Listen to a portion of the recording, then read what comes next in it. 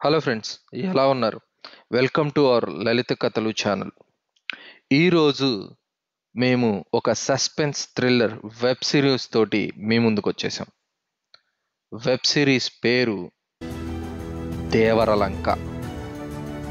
అందులోని మొదటి ఎపిసోడ్ ఇలా మొదలవుతుంది. భారతదేశానికి తూర్పున బంగాళాఖాతం సముద్రంలో సుమారు 1000 కిలోమీటర్ల దూరంలో ఒక చిన్న ద్వీపం ఉంది. ఆ ద్వీపంలో సుమారు ఒక 400 నుంచి 500 మంది వరకు జనాభా ఉంటున్నారు. ఆ ద్వీపంలో ఉండే మనుషులు చాలా సాదాసీదా మనుషులు. అందరిలాగే వ్యవసాయం మరియు చేపలు పట్టుకొని తినడం వారికి బతుకు తెరువు.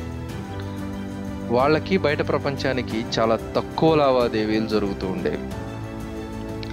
కేవలం 4 మాత్రమే ఆ ద్వీపం నుంచి బయట ప్రపంచానికి వెళ్ళి వాళ్ళకి కావాల్సినవి అన్నీ తీసుకొని వస్తారు. ఆ 4 ఆ ద్వీపంలో ఉన్న 4 గుళ్ళలో ఉండే పూజారులు మాత్రమే. ఇలా వారి జీవితం సాగుతుండగా అనుకోకుండా ఒకరోజు ఒక చిన్న పడవ ఒడ్డుకు చేరుకుంది. అందులో ఉంది విరాట్ అనే ఒక మెరైన్ బయాలజిస్ట్. తను సముద్రంలో ఉండే మొక్కలు మరియు జీవుల మీద అధ్యయనం చేసే సైంటిస్ట్. తన ప్రొఫెసర్ చనిపోతూ ఆ దీవికి జీవితంలో ఒకసారి వెళ్ళానని, తిరిగి రావడానికి విరాట్ నాన్నగారు తన ప్రాణాలని పణంగా పెట్టి ఈ స్నేహితుడిని కాపాడాడని భయంగా చెబుతున్నాడు. విరాట్ నాన్నగారు తన కోసం చేసిన త్యాగాన్ని తను ఎప్పుడూ మర్చిపోలేదని, కనీసం ఈ నిజాన్ని చనిపోయే ముందు తన స్నేహితుడి కొడుకైన విరాట్కి చెప్పాలని నిశ్చయించుకొని జరిగినదంతా ఒక డైరీలో రాసి ఆ డైరీని విరాట్కి ఇచ్చి కన్నుమూశాడు. వాళ్ళ ప్రొఫెసర్ ఈ దీవి గురించి ఎందుకు ఇంత భయపడుతున్నాడు, తన స్నేహితుడైన తన నాన్నగారికి ఏమైందో తెలుసుకోవాలని, అలానే ఆ దీవి రహస్యం ఎలాగైనా తెలుసుకోవాలని గవర్నమెంట్ పర్మిషన్ తీసుకొని తన వెంట 2 స్నేహితులను వెంటబెట్టుకొని వచ్చాడు. ఒక ఫ్రెండ్ పేరు సీత. తను పురాతన లిపిలను ట్రాన్స్లేట్ చేసే ఎక్స్పర్ట్. ఇంకొక స్నేహితుడు జై ఒక క్యాంపింగ్ ఎక్స్పర్ట్. ఇంకా ఒక జర్మన్ షెపర్డ్ కుక్క కూడా ఉంది వారితో. దాని పేరు మ్యాక్స్. విరాట్, సీత ఇంకా జై పడవ దిగి ఆ ద్వీపంలోకి అడుగు పెడతారు. వెంటనే అక్కడున్న జాలర్లు కొంతమంది వాళ్ళని చూసి భయపడతారు. కానీ వాళ్ళలో ఒక జాలరి మాత్రం విరాట్ దగ్గరకు వచ్చి మాట్లాడతాడు. కానీ విరాట్కి ఆ జాలరి మాట్లాడేది ఏమీ అర్థం కాదు. వాళ్ళ భాష గురించి ప్రొఫెసర్ డైరీలో రాసుకున్నాడు. సీత ఆ లిపిని అధ్యయనం చేసి ప్రొఫెసర్ చెప్పిన డీటెయిల్స్ ద్వారా ఆ భాషని అర్థం చేసుకోగలిగింది. విరాట్ సీతని వాడు ఏం చెప్తున్నాడని అడిగితే సీత చెప్పటం మొదలు పెడుతుంది. ఆ జాలరి, ఎవరు మీరు, ఇక్కడికి ఎందుకు వచ్చారు, ఎలా వచ్చారు అని అడుగుతున్నాడు అని సీత చెప్తుంది. దానికి సీత, మేము వేరే ప్రపంచానికి సంబంధించిన వాళ్ళం, ఆ దీవి గురించి తెలుసుకోవాలని వచ్చాం అని చెప్తుంది. దానికి ఆ జాలరి ఏం చేయాలో అర్థం కాక, రండి మా పూజారిని కలుద్దురు గాని, వాళ్ళకి ఈ దీవి గురించి అంతా తెలుసు అని చెప్తాడు. అప్పుడు విరాట్ ఇంకా వాళ్ళ స్నేహితులు 2 ఆ జాలర్ల వెంట బయలుదేరుతారు. ఆ ద్వీపంలో ఉన్న ఊరిలోకి అడుగు పెట్టగానే అక్కడ ఉన్న వింతల్ని చూసి విరాట్, సీత, జై చాలా సర్ప్రైజ్ అవుతారు. ఎందుకంటే వాళ్ళు ఇప్పటి వరకు చూడని టెక్నాలజీ అంతా ఆ ఊర్లో కనిపిస్తుంది. ఎగిరే బైక్, ఇంకా కారు, వస్తువులు బ్యాగ్లో కాకుండా పెద్ద బెలూన్లలో తీసుకొని వెళ్తున్నారు. అందరూ కూడా సింపుల్గా డ్రెస్ చేసుకున్నప్పటికీ చాలా ఫ్యాషన్గా ఉన్నారు. అప్పుడు విరాట్ వెంటనే ఆ జాలర్ని, ఏంటి ఇదంతా, ఇంత అధునాతనమైన టెక్నాలజీ డెవలప్మెంట్ అని అడుగుతాడు. ఒక నిమిషం ఉండండి, మీరు చెప్పేది అర్థమయ్యే పరికరం చెవి దగ్గర పెట్టుకుంటాను అని అంటాడు. అలానే వాళ్ళకు కూడా ఆ పరికరం ఒకటి ఇస్తాడు. అది పెట్టుకోగానే ఆ చుట్టుపక్కల మాట్లాడే వాళ్ళ భాష మొత్తం అర్థమవుతుంది. అన్నిటికన్నా పెద్ద వింత ఏమిటంటే మ్యాక్స్ మాట్లాడే మాటలు కూడా విరాట్కి, సీతకి, జైకి అర్థమవుతాయి. మ్యాక్స్ విరాట్తో మాట్లాడుతూ, బాస్, నేను మాట్లాడేది మీకు అర్థమవుతుందా? నాకు చాలా సంతోషంగా ఉంది. మీరంటే నాకు చాలా ఇష్టం బాస్. మీకోసం ఏమైనా చేస్తా అని అంటుంది. వెంటనే విరాట్ మ్యాక్స్ని హగ్ చేసుకుంటాడు. అప్పుడు ఆ జాలరి ఏంటిదంతా, బయట ప్రపంచంలో లేవా, చాలా వింతగా ప్రవర్తిస్తున్నారే అని అంటాడు. దానికి మ్యాక్స్, లేదండి, ఇవి మా బయట ప్రపంచంలో లేవు, చాలా అదృష్టవంతులు, చాలా అధునాతనమైన టెక్నాలజీని ఉపయోగిస్తున్నారు మీరంతా, ఇదంతా మేము కొలిచే దైవం వల్లనే. మీకు ఆ దైవాన్ని ఆరాధించే మా గురువు గారిని పరిచయం చేస్తాను, కానీ చాలా దూరంలో అతి పెద్దదైన ఒక గుడి వైపు తీసుకొని వెళ్తాడు. వాళ్ళు నడుస్తూ ఉంటే, నడవటం ఎందుకండి, పదండి నా కారులో తీసుకెళ్తానని ఒక స్విచ్ నొక్కగానే అక్కడికి కారు వచ్చేస్తుంది. ఆకాశంలో అమాంతంగా ఆ కారు లేవగానే ఆ ఊరు మొత్తం కనిపిస్తుంది.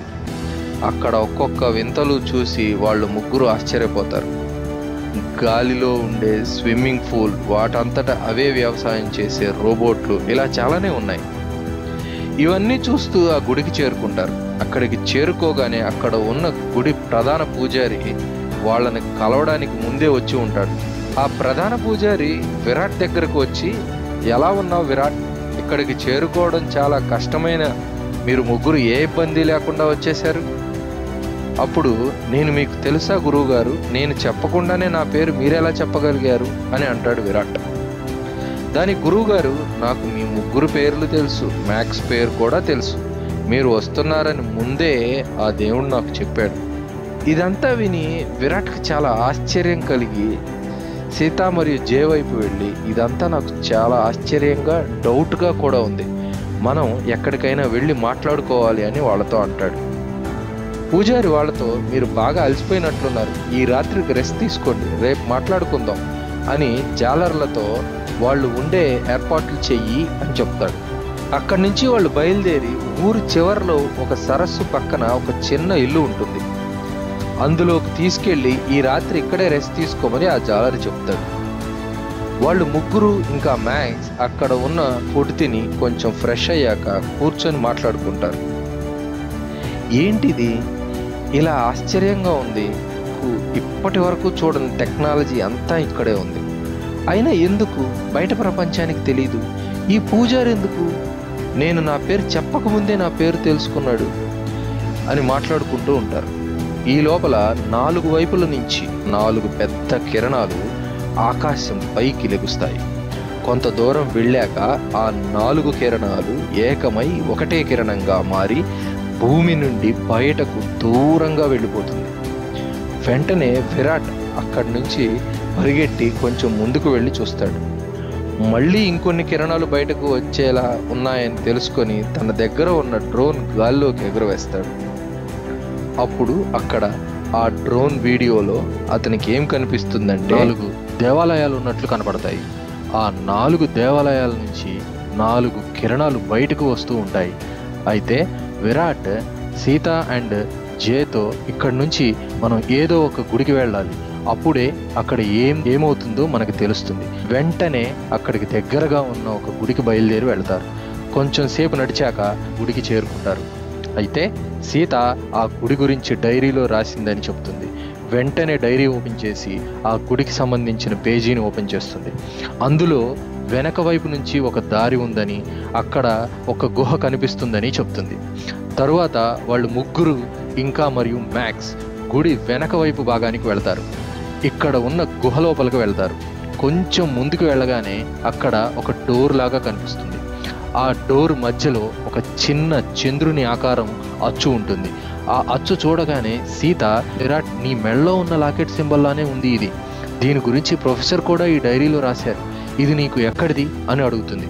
దానికి విరాట్, చిన్నప్పుడు మా అమ్మ ఈ లాకెట్ నా మెడలో వేసింది, ఎటువంటి పరిస్థితుల్లో కూడా ఈ లాకెట్ని తీయవద్దని చెప్పింది, దీన్ని మా నాన్నగారు ప్రొఫెసర్ చేతికి ఇచ్చి మా అమ్మకి ఇవ్వమని చెప్పారు, మా నాన్నగారి జ్ఞాపకంగా ఉన్నది ఇది ఒక్కటే నా దగ్గర. ఓకే సీత, ఇప్పుడు దీంతో నేనేం చేయాలో చెప్పు అని విరాట్ అడుగుతాడు. సీత ఆ లాకెట్ తీసి ఆ చంద్రుని ఆకారం అచ్చులో పెట్టు అని అంటుంది. అప్పుడు విరాట్ ఆ లాకెట్ని తీసి ఆ చంద్రుని ఆకారం మధ్యలో పెడతాడు. వెంటనే ఆ డోర్ ఓపెన్ అవుతుంది. ఆ డోర్ తెరుచుకోగానే అక్కడ చాలా విచిత్రంగా ఉంటుంది. అది ఒక సీక్రెట్ స్టోరేజ్ రూమ్లా కనిపిస్తుంది. అందులో కొన్ని అరుదైన మొక్కలు మరియు కొన్ని అరుదైన జాతి జంతువులు అద్దంలో దాచబడి ఉంటాయి. వాడు వెంటనే, మ్యాక్స్, బాస్, ఇక్కడ నాకు ఏదో తెలిసిన వాసన వస్తుంది. మీ దగ్గర నుంచి వచ్చే వాసన, ఇక్కడ వచ్చే వాసన నాకు ఒకేలాగా అనిపిస్తుంది. రండి ఏంటో చూద్దామని అంటుంది. కొంచెం ముందుకు వెళ్ళగానే ఒక రూమ్ వస్తుంది. ఆ రూమ్ మధ్యలో ఒక గ్లాస్ బాక్సులో ఒక మనిషి ఉంటాడు. వెంటనే విరాట్ అది చూసి, అది మా నాన్నలానే ఉన్నారే, రండి తొందరగా అని అక్కడికి పరిగెత్తుకుంటూ వెళ్ళి ఆ గ్లాస్ బాక్స్ని బద్దలు కొడతారు. ఆ గ్లాస్ బాక్స్లోంచి ఒక మనిషి బయటకు వచ్చి ఎవరిని గుర్తుపట్టలేని పరిస్థితిలో ఉంటాడు. వెంటనే సీత, ఓ, మేము మాట్లాడేది మీకు అర్థమవుతుందా అని అడుగుతుంది. వెంటనే ఆ పెద్ద మనిషి నెమ్మదిగా కళ్ళు తెరిచి విరాట్ వైపు చూస్తాడు. విరాట్ మెడలో ఉన్న లాకెట్ని చూసి, విరాట్, నువ్వు నిజంగానే వచ్చావు, నేను ప్రొఫెసర్తో చెప్పాను కదా నిన్ను రావద్దని. కానీ విరాట్ అదేమీ పట్టించుకోడు. వాళ్ళ నాన్నని హక్ చేసుకొని ఏడుస్తూ, నాన్నగారు, ప్రొఫెసర్ మీకు ఏం జరిగిందో అంతా ఈ డైరీలో రాసి ఇచ్చి మరణించారు. అతని కోరిక మేరకు నేను ఈ దీవికి వచ్చాను. ప్రొఫెసర్, మీరు చనిపోయారు అని అనుకుంటున్నారు, కానీ మీరు బ్రతికి ఉండటం నాకు చాలా ఆనందంగా ఉంది అని అంటాడు. అమ్మ చాలా సంతోషిస్తుంది అని అంటాడు. అసలు మీరు ఈ దీవి ఎందుకు వచ్చారు, ఏం జరుగుతుంది ఇక్కడ అని చాలా ఆశ్చర్యకరంగా విరాట్ వాళ్ళ నాన్నగారిని ప్రశ్నిస్తాడు. అప్పుడు విరాట్ వాళ్ళ నాన్న అసలు ఏం జరుగుతుందో చెప్పడం స్టార్ట్ చేస్తాడు. విరాట్, అసలు మెరైన్ బయాలజీలో మేము రీసెర్చ్ చేస్తూ ఉండగా సముద్రంలో చాలా కొత్త కొత్త వస్తువులు మాకు దొరికాయి. అవి ఎక్కడి నుంచి వచ్చాయని మేము రీసెర్చ్ చేసి అవి వచ్చే డైరెక్షన్ బట్టి గెస్ చేస్తే ఈ దీవి మాకు దొరికింది. నేను ఇంకా ప్రొఫెసర్ మరో 5 మంది కలిసి ఒక టీమ్గా ఈ దీవికి వచ్చాం. మేము ఈ దీవికి వచ్చినప్పుడు ఇక్కడ మొత్తం 5 దేవాలయాలు ఉండేవి. 5? నాన్నగారు, మేము 4 దేవాలయాలు మాత్రమే చూసాం. విరాట్, ఈ ఊరి మధ్యలో ఏదైనా ఒక ఎత్తైన బిల్డింగ్ ఉందా? ఉంది నాన్నగారు, ఒక ఎత్తైన బిల్డింగ్ ఉంది. దాని చుట్టూనే ఈ మిగతా 4 దేవాలయాలు ఉన్నాయి. ఓకే, ఐ థింక్ ఆ 5వ దేవాలయం అదే అయి ఉంటుంది. మేము ఆ దేవాలయాల గురించి అధ్యయనం చేస్తుంటే మాకు కొన్ని నమ్మలేని నిజాలు తెలిసాయి. ఆ 5 దేవాలయాలు ఒకదానితో ఒకటి కనెక్టెడ్ అని, ఒక దేవాలయం నుంచి మరొక దేవాలయాల్లోకి వెళ్ళవచ్చని, ఆ మెయిన్గా ఉన్న 5వ దేవాలయానికి కనెక్ట్ అయి ఉన్న ఒక మెయిన్ ఛాంబర్ వస్తుంది. కానీ ఆ మెయిన్ ఛాంబర్ లోపలికి వెళ్ళటం చాలా కష్టం. అది ఓపెన్గానే ఉన్నా దానికి ఒక ఎనర్జీ ఫీల్డ్ ఉంది. దాని లోపల చూస్తే చాలా పెద్ద ఎనర్జీ బాల్ కనిపించింది. అది ఒక చిన్న సైజు బ్లూ కలర్ సూర్యుడిలా ఉంది. కానీ ఆ ఎనర్జీ ఫీల్డ్ దాటి ఎవ్వరూ లోపలికి వెళ్ళలేరు. దాన్ని దాటలేక మేము వెనక్కి వచ్చేసాం. ఆ రోజు రాత్రి సడన్గా అక్కడక్కడ 4 పూజారులను చూసాం. వాళ్ళు 4 లోపల నుంచి బయటకు వస్తున్నారు. వాళ్ళు బయటికి వచ్చేసరికి 8 నుంచి 9 అడుగులు ఉన్న పూజారులు కాస్త నార్మల్గా 5 నుంచి 6 అడుగులు ఉన్న మనుషుల హైట్కి వచ్చేసారు. మేము వాళ్ళ దగ్గరికి వెళ్ళి మాట్లాడడానికి ప్రయత్నించాం. వాళ్ళు ఎవరు, ఎందుకు ఇక్కడ ఉన్నారు అని మేము అడిగాం. వాళ్ళు ఫస్ట్ బాగానే మాట్లాడారు. వాళ్ళు కూడా భారతదేశానికి సంబంధించిన వాళ్ళమే అని, నెమ్మదిగా ఇక్కడ ఒక గుడి ఆవిర్భవించిందని తెలుసుకొని ఇక్కడికి వచ్చామని చెప్పారు. మేము వాళ్ళ గురించి తెలియక లోపల ఉన్న ఆ ఎనర్జీ బాల్ ఏంటని అడిగాం. అలా అడుగుతుండగా సడన్గా కొన్ని బ్లూ కలర్ కిరణాలు గుడిలోంచి బయటకు వచ్చాయి. దానితో మేము కంగారు పడి అసలు ఇక్కడ ఏమవుతుంది, మీరు ఎవరు అని అడిగాం. అప్పుడు వాళ్ళలో ఒకడు మా మీద దాడి చేశాడు. వాడిని ఆపడానికి ప్రయత్నిస్తూ మాలో కొంతమంది తిరిగి దాడి చేశారు. దానితో అక్కడ కొంచెం టెన్షన్ మొదలైంది. దానిలో ఆ 4 పూజారులు మా మీద దాడి చేయడం ప్రారంభించారు. ఫస్ట్ చేతులతో కాళ్ళతో దాడి చేసిన వాళ్ళు కాస్త సడన్గా ఓ లేజర్ గన్ లాంటిది తీసి మా మీద దాడి చేయడం మొదలుపెట్టారు. దానితో మా వెంట వచ్చిన 5 మరణించారు. మేము ఇంకా ప్రొఫెసర్ మాత్రమే ఎలాగోలా బయటపడి సముద్రం వరకు వచ్చాం. అయితే అక్కడ ఓన్లీ ఒక బోటు మాత్రమే ఉంది. దానిలో ఒక మనిషికి సరిపడా సరుకులు మాత్రమే ఉన్నాయి. అందుకే ప్రొఫెసర్ని వెళ్ళమని చెప్పాను. ఈ లోపల నన్ను వెతుక్కుంటూ వచ్చిన పూజారి నా మీద దాడి చేయడం ప్రారంభించాడు. నేను పరిగెత్తుకుంటూ దాక్కోవటానికి అడవిలోకి వెళ్ళిపోయాను. కానీ వాళ్ళ చేతికి దొరికిపోయాను. వాళ్ళు నన్ను ఇలా అప్పటి నుంచి గ్లాస్ బాక్స్లో బంధించారు. అప్పుడు వెంటనే జే విరాట్తో కలిసి, విరాట్, మనం ఇక్కడి నుంచి వెంటనే బయటపడాలి, ఇక్కడ చాలా ప్రమాదం. నాకు తెలిసి మనం ఇక్కడి నుంచి బయటపడకపోతే మనం చాలా ప్రమాదంలో ఇరుక్కునే అవకాశం ఉన్నాయి అని ఆ గుహలో నుంచి బయటకు వస్తారు. అలా బయటకు రాగానే ప్రొద్దున చూసిన పూజారి అక్కడే నుంచుని ఉంటారు. ఆ పూజారిని చూసి వాళ్ళందరికీ భయం వేస్తుంది. పూజారి విరాట్ని చూసి, విరాట్, ఇక్కడ ఉన్నారేంటి, ఏం చేస్తున్నారు మీరు అందరూ ఇక్కడ? అతనెవరు? పొద్దున మీతో పాటు లేడే అతను? నేను పేరు చెప్పకముందే నా గురించి తెలిసిన వారు మీరు. ఇతనెవరో మీకు తెలీదా? అయినా ఇప్పుడు నటించాల్సిన అవసరం లేదనుకుంటా. ఇతను మా నాన్నని మీకు తెలుసు. ఇతన్ని మీరే బంధించారని కూడా నాకు తెలుసు. అప్పుడు పూజారి, విరాట్, ఇంకా అన్నీ మీకు తెలిసినప్పుడు నేను చేయాల్సిన పని కూడా ఒకటి ఉంటుంది కదా. మిమ్మల్ని చంపటం తప్ప నాకు ఇంకా వేరే ఆప్షన్ ఏమి లేదు. అలా అంటూనే వెనక నుంచి లేజర్ గన్ తీసి కాల్చడానికి ప్రయత్నిస్తాడు. వెంటనే జే విరాట్ వాళ్ళ నాన్నని తీసుకొని పక్కకి ఎగురుతాడు. సీత ఒక రాయి వెనక్కు వెళ్ళి దాక్కుంటాడు. అండ్ విరాట్ ఆ లేజర్ గన్ కాల్చగానే పక్కకు తప్పుకుంటాడు. ఎన్నిసార్లు లేజర్ గన్తో షూట్ చేసినా విరాట్ ఒక్క లేజర్ కూడా దొరకకుండా తప్పించుకుంటాడు. అప్పుడు పూజారి పక్కనే ఉన్న బండరాయిని గాల్లోకి లేపి విరాట్ వైపు విసురుతాడు. దాని నుంచి కూడా విరాట్ తప్పించుకుంటాడు. అప్పుడు మ్యాక్స్ ఆ పూజారి పైన దాడి చేయడానికి ప్రయత్నిస్తుంది. అది గమనించిన పూజారి వెంటనే మ్యాక్స్ని ఆపేసి పక్కకు విసిరేస్తాడు. అలా విరాట్ తప్పించుకుంటున్నప్పుడు పూజారికి రాయి వెనకాల సీత కనిపిస్తుంది. వెంటనే సీతని పట్టుకొని గాల్లోకి ఎగరేసి విరాట్ వైపు విసిరేస్తాడు. విరాట్ తన వైపుగా వస్తున్న సీతను పట్టుకొని ఆపి కిందకి నుంచోబెడతాడు. వాళ్ళు చూస్తూ ఉండగానే పూజారి వాళ్ళ వైపు ఒక లేజర్ గన్ కాల్చేందుకు గురి పెడతాడు. ఇక చేసేదేమీ లేక విరాట్ ఇలా అంటాడు, నేను అడ్డంగా నిల్చొని ఉంటాను, మీరందరూ ఇక్కడి నుంచి పారిపోండి అని. ఇది ఇలా ఉండగా పూజారి కాల్చుతాడు. కానీ జేకి కానీ విరాట్ వాళ్ళ నాన్నకు కానీ సీతకు కానీ ఎలాంటి ప్రమాదం జరగదు. ఎందుకంటే వాళ్ళందరి ముందు ఒక షీల్డ్ అడ్డంగా ఏర్పడుతుంది. అది చూసి పూజారికి ఆశ్చర్యం వేస్తుంది. ఆ తర్వాత పూజారి కంటిన్యూస్గా లేజర్ గన్తో కాలుస్తూనే ఉంటాడు. కానీ విరాట్కి ఏమీ జరగదు. విరాట్ ఆ షీల్డ్ని అడ్డంగా ఉంచుకొని నడుచుకుంటూ వచ్చి పూజారి కంఠం పట్టుకుంటాడు. పూజారి చేతిలో ఉన్న లేజర్ గన్ని చేయి తిప్పేసి కిందకు పడేట్లు చేస్తాడు. అప్పుడు విరాట్ ఆ పూజారిని పట్టుకొని బంధించి ఒక పిల్లర్కి కట్టేసి అడుగుతాడు, అసలు మీరు ఎవరు, ఇక్కడికి ఎందుకు వచ్చారు, ఈ గుడిలో మీరేం చేస్తున్నారు అని. దానికి ఆ పూజారి ఏం సమాధానం చెప్పడు, మౌనంగా కూర్చుండిపోతాడు. దూరంగా ఉన్న ఒక రాయిని పైకెత్తి విరాట్ వైపు వచ్చేలా తన చేతితో సైగలు చేస్తాడు. పూజారి చేసిన సైగల వల్ల ఆ రాయి గాలిలోంచి వచ్చి విరాట్ తలకు తగిలి రక్తం వచ్చేలా వస్తుంది. వెంటనే విరాట్ వీడు బతికుంటే ఎప్పటికైనా ఎలాగైనా ప్రమాదమే అని తన దగ్గర ఉన్న కత్తితో పూజారిని పొడుస్తాడు. అలా కొన ఊపిరితో కొట్టుమిట్టాడుతున్న పూజారి చనిపోయే ముందు విరాట్ మెడలో ఉన్న లాకెట్ను చూస్తాడు. ఆ లాకెట్ తన మెడలో ఉన్న లాకెట్ ఒకేలా ఉన్నాయని ఆశ్చర్యపోతాడు. ఒకేసారి ఆ 2 లాకెట్స్ మెరవటం స్టార్ట్ అవుతాయి. అప్పుడు ఆ పూజారి నవ్వుతూ, ఓహో నువ్వు మాలో ఒకడివేనా అంటాడు విరాట్ని చూసి. అంటే ఆమె బతికే ఉంది, మా నాయకురాలు బతికే ఉంది, కాటేరమ్మ బతికే ఉంది అంటూ చనిపోతాడు పూజారి. చనిపోయాక పూజారిలా ఉన్న శరీరం ఒక ఏలియన్ శరీరంగా మారిపోతుంది. వాళ్ళందరూ ఆశ్చర్యపోతారు. అప్పుడు విరాట్, నాన్నగారు ఇదేంటి, పూజారి ఏలియన్ లాగా మారిపోయాడు. నా మెడలో ఉన్న లాకెట్, ఆ చనిపోయిన పూజారి మెడలో ఉన్న లాకెట్ సేమ్ ఒకేలాగా ఉన్నాయి. నేను అమ్మని అడిగినప్పుడు ఈ లాకెట్ మీరే ఇచ్చారని చెప్పింది. మీకు ఈ లాకెట్ ఎలా వచ్చింది? మా నాయకురాలు బ్రతికే ఉంది అని అంటున్నాడు ఏంటి?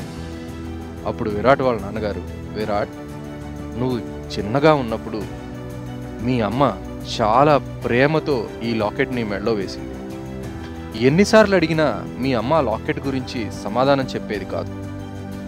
అప్పుడు విరాట్, అంటే అమ్మ కూడా ఏలియనా నాన్న అనగానే విరాట్ వాళ్ళ నాన్న విరాట్తో, విరాట్ ఆ ఏలియన్తో నువ్వు ఫైట్ చేయడం వల్ల నీ రక్తంలో ఉన్న మీ అమ్మ యొక్క ఏలియన్ శక్తి నీలో యాక్టివేట్ అయింది.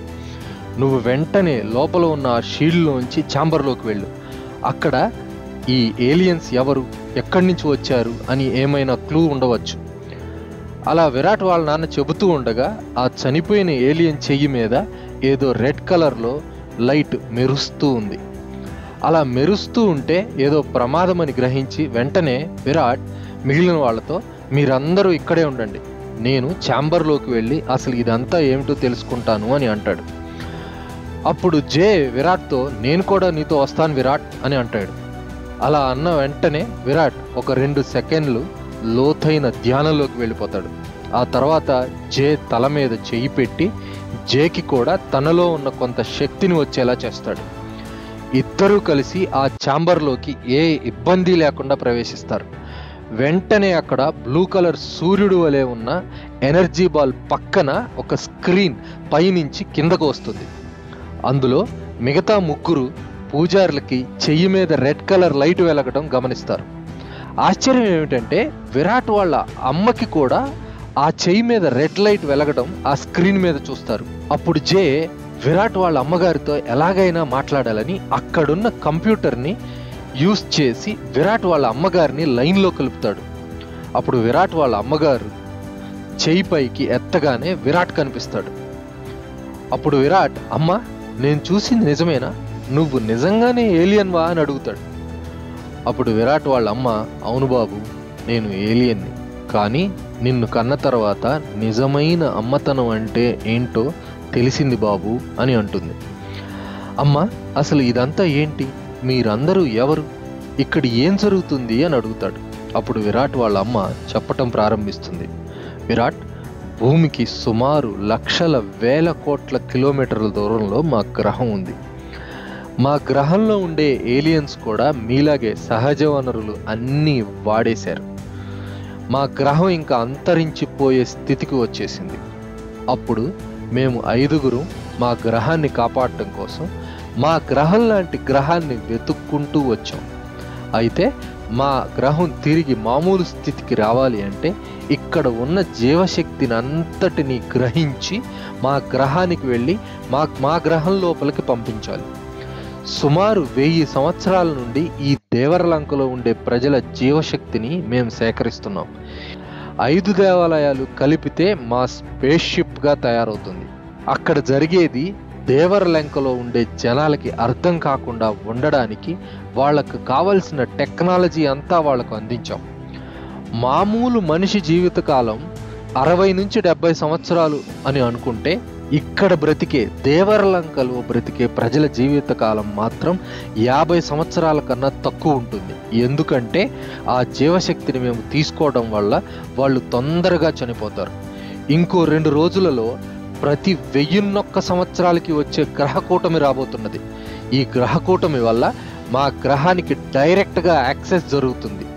దీనివల్ల ఈ దేవరలంకలో ఉండే జనాభా జీవశక్తి మొత్తం ఒకేసారి తీసుకునే పవర్స్ ఆ మధ్యలో ఉన్న పెద్ద దేవాలయానికి వస్తాయి.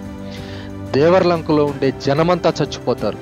ఈ 1000 సంవత్సరాల్లో ఆ 4 పూజారులు మా గ్రహాన్ని కాపాడడం కోసం చేస్తున్న ఈ మారణ హోమాన్ని చూడలేక నేను దేవరలంక వదిలిపెట్టి భారతదేశానికి వచ్చేసాను. అంటే అమ్మ ఇంకో 2 రోజుల్లో ఈ ద్వీపంలో ఉండే వాళ్ళంతా చనిపోతారా? వీళ్ళని ఎలా అయినా కాపాడాలమ్మా, ప్లీజ్ అమ్మ నువ్వు నాకు సహాయం చెయ్యి అని అంటాడు విరాట్ వాళ్ళ అమ్మతో. నేనేం చెయ్యలేను విరాట్, ఇది ఆపటం ఎవరి వల్ల కాదు. ఆ 4వ పూజారి చనిపోయినట్లు నీకెలా తెలిసిందో మిగిలిన వాళ్ళకు కూడా తెలిసిపోయిందమ్మా. ఇప్పుడు వచ్చి నువ్వు మాకు సహాయం చేయకపోతే మేమందరం, నాన్నగారు మరియు ఈ ద్వీపంలో ఉన్న ప్రజలంతా చనిపోతాం. అలా అంటూ ఉండగా ఆ 3 పూజారులు గుడివైపు వస్తున్నారని ఆ స్క్రీన్ మీద చూపిస్తుంది. విరాట్ వాళ్ళ అమ్మ వెంటనే విరాట్ వైపు చూస్తూ విరాట్ విరాట్ అని అరుస్తూ ఉండగానే కనెక్షన్ కట్ అయిపోతుంది. కాటేరమ్మకి ఏం చేయాలో అర్థం అవ్వదు.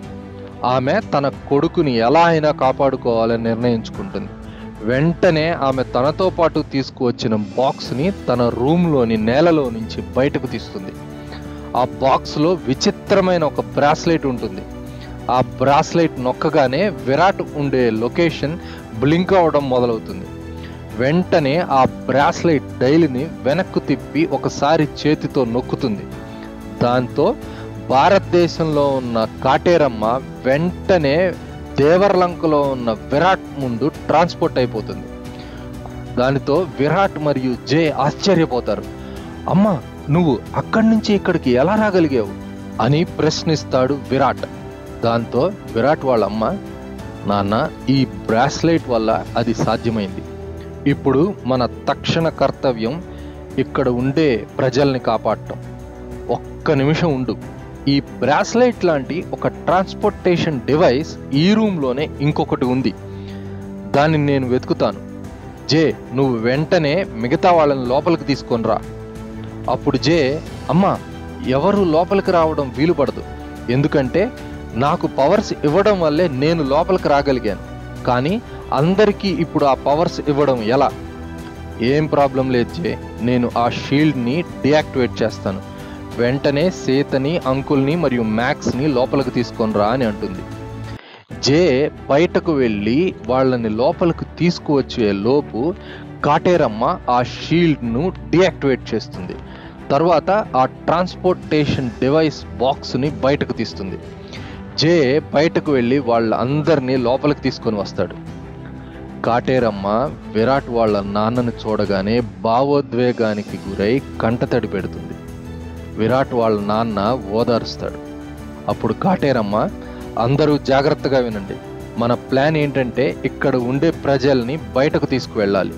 ఇంకా కొద్ది గంటల్లో ఈ మధ్యలో ఉన్న పెద్ద దేవాలయానికి ఇక్కడ ఉన్న జీవశక్తిని అంతా పీల్చే శక్తి వచ్చేస్తుంది. దానివల్ల ఇక్కడ ఉండే ప్రజలు చనిపోతారు. అందువల్ల వెంటనే మనం ఇక్కడ ఉన్న ప్రజలందరినీ కాపాడాలి. ఇక్కడ ఉన్న బ్లూ కలర్ ఎనర్జీ బాల్ నుంచి ఇప్పుడు మీ అందరికీ ఎనర్జీ ట్రాన్స్మిట్ చేస్తాను. విరాట్ ఇంకా నాకు మాత్రమే ఆ పూజారుల్ని ఎదుర్కొని పోరాడే శక్తి వస్తుంది. మిగతా మీ అందరికీ నార్మల్గా జనాన్ని ఇన్ఫ్లుయెన్స్ చేసి మీరు చెప్పేటట్టు వినేటట్టు మాత్రమే చేయగలరు. సీత ఇంకా జే, మీకు పవర్స్ రాగానే నేను ఇచ్చే ట్రాన్స్పోర్టేషన్ డివైస్ తీసుకొని వెళ్ళి ఈ ద్వీపంలో ఉండే ప్రజలందరినీ ఒక సురక్షితమైన ప్రాంతానికి తీసుకొని వెళ్ళండి. విరాట్ ఇంకా నేను ఆ పూజారులతో పోరాడతాం. ఏమండి, మీరు ఇంకా మ్యాక్స్ మా వెనక ఉండి మాకు సపోర్ట్ చేయండి. వెంటనే వాళ్ళందరూ ఆ బ్లూ కలర్ ఎనర్జీ బాల్ చుట్టూ నుంచుంటారు.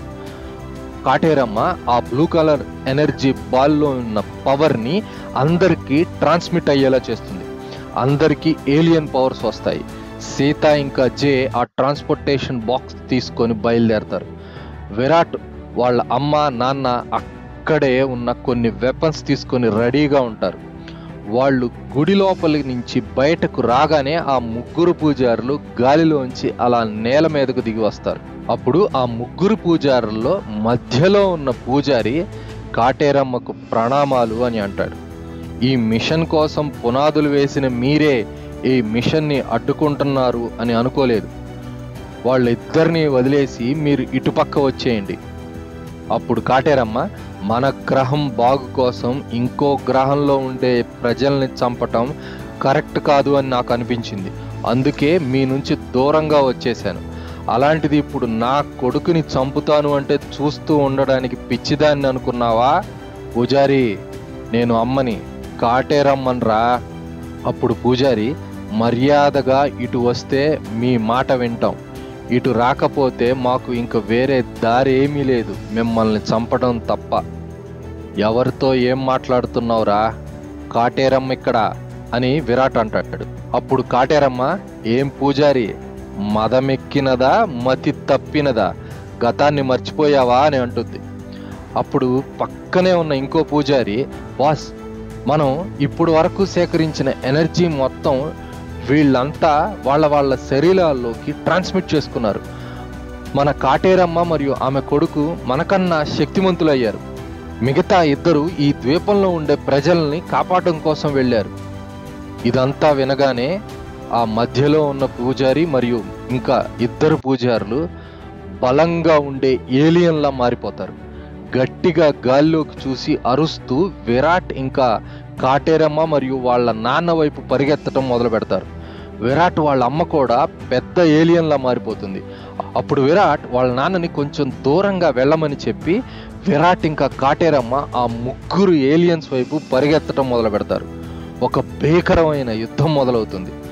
ముందుగా వస్తున్న ఏలియన్ని విరాట్ కాంతి వేగంతో వెళ్ళి గుండెల మీద గుద్దుతాడు. వాడు దూరంగా వెళ్ళి పడిపోతాడు.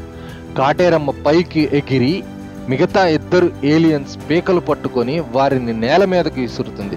అలా ఒకరి తర్వాత ఒకరు వాళ్ళ ముగ్గురిని కొడుతూనే ఉంటారు. విరాట్ వాళ్ళ నాన్న దూరం నుంచి లేజర్ గన్తో ఆ పూజారుల వైపు ఫైర్ చేస్తూనే ఉంటాడు. అప్పుడు విరాట్ వాళ్ళ అమ్మ 2 చేతులు పైకెత్తి గాలిలో చేతులు చూపిస్తుండగా విష్ణు చక్రం లాగా 2 చక్రాలు ఏర్పడతాయి. వాటిని ఆ 2 ఏలియన్స్ మీదకు విసురుతుంది. అది వాళ్ళిద్దరి గుండెలకు తాకి వాళ్ళు చనిపోతారు. ఇంకా 3వ ఏలియన్ ఎలా అయినా వాళ్ళని చంపాలని ఈ ఇద్దరి ఏలియన్లో ఉన్న ఆఖరి శక్తిని గ్రహించుకొని ఒక పెద్ద ఏలియన్లా మారిపోతాడు. అలా పెద్దగా మారిపోయిన ఏలియన్కు విరాట్ ఇంకా కాటేరమ్మకు మధ్య భీకరమైన పోరాటం జరుగుతుంది.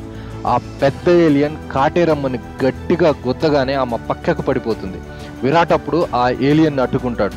ఆ తర్వాత కాటేరమ్మ ఇంకా విరాట్ ఒకరి తర్వాత ఒకరు ఆ ఏలియన్ని కొట్టడం ప్రారంభిస్తారు. వాడు కింద పడిపోయిన తర్వాత కాటేరమ్మ ఆ ఏలియన్ 2 చేతుల్ని గట్టిగా పట్టుకుంటుంది. విరాట్ ఇంకా కాటేరమ్మ వాళ్ళల్లో ఉన్న శక్తిని ఆ ఏలియన్ వైపు పంపిస్తారు. ఆ వచ్చే శక్తిని తట్టుకోలేక ఆ ఏలియన్ పేలిపోతుంది. కాటేరమ్మ మళ్ళీ మనిషి రూపంలోకి మారిపోతుంది. ట్రాన్స్పోర్టేషన్ ముగించుకొని సీత ఇంకా జే వెనక్కి వస్తారు. అప్పుడు కాటేరమ్మ ఆ మధ్యలో ఉన్న దేవాలయాన్ని మనం ఇప్పుడు ఆపకపోతే దేవరలంకలో ప్రజలు లేరు కాబట్టి దాని రేడియన్స్ని పెంచుకొని మిగతా భూభాగంలో ఉండే జీవుల జీవశక్తిని లాగేసుకుంటుంది. మీరు ఇక్కడే ఉండండి, నేను వెళ్ళి ఆపుతాను అని అంటుంది. అప్పుడు విరాట్, అమ్మ నేను నీతో వస్తాను అంటాడు. లేదు విరాట్, ఇది నేను మాత్రమే చేయగలను, నేను తిరిగి వస్తాను అని చెప్పి వెళుతుంది. కాటేరమ్మ తన భర్త దగ్గరకు వెళ్ళి, ఏమండి ఇది ఆపాలంటే దీనిని భూగ్రహం దాటించి బయటకు తీసుకువెళ్ళాలి, లేదంటే చాలా ప్రమాదం. ఇప్పుడు విరాట్ వాళ్ళ నాన్న ఇంకో దారి లేదా అని అడుగుతాడు. అప్పుడు కాటేరమ్మ, లేదండి, మీరు నాపై చూపించిన ప్రేమకు నేను ఎప్పటికీ మర్చిపోలేను. మన కొడుకు జాగ్రత్త, మళ్ళీ రాసి ఉంటే తిరిగి కలుసుకుందాం, ఉంటానండి అని చెప్పి వాళ్ళందరూ చూస్తుండగానే ఆ ఏలియన్ షిప్ భూమిని దాటి ఆకాశం వైపుగా వెళ్ళిపోతుంది. అప్పుడు విరాట్, నాన్న ఏంటిది, అమ్మ నాకు చెప్పింది ఏంటి, ఇక్కడ జరుగుతుంది ఏంటి, ఎందుకు మనల్ని వదిలి వెళ్ళిపోతుంది అని అడుగుతాడు. అప్పుడు విరాట్ వాళ్ళ నాన్న, విరాట్ అమ్మ మళ్ళీ తిరిగి వస్తుందిరా, తిరిగి వస్తుంది అని కంటతడి పెట్టుకుంటాడు. హలో ఫ్రెండ్స్, ఎక్కడో గ్రహం కాని గ్రహం నుంచి ఈ భూగ్రహం మీదకు వచ్చిన ఒక ఏలియన్ కూడా మానవ జాతి మీద తన ప్రేమ, అభిమానం, మానవత్వాన్ని చాటుకుంది. తన ప్రాణత్యాగంతో దాన్ని నిరూపించుకుంది. అలాంటిది ఈ భూగ్రహం మీదే పుట్టి ఇక్కడే జీవిస్తూ మనమంతా మానవులుగా బ్రతుకుతూ మానవత్వాన్ని మర్చిపోతున్నాం. ఈ భూగ్రహం మీద మానవులుగా పుట్టినందుకు సాటి మనుషులకి మనం సహాయం చేయకపోయినా పర్వాలేదు, కానీ మన స్వార్థం మరియు స్వలాభాల కోసం సాటి మనుషుల నాశనాన్ని మాత్రం మనం కోరుకోకూడదు. Thank you so much friends. మా కథా వీడియోలు మీకు బాగా నచ్చినట్లయితే మమ్మల్ని సపోర్ట్ చేయడం కోసం please like, comment, share and subscribe to our channel. This is the end of Devarlanka suspense thriller. Thank you so much.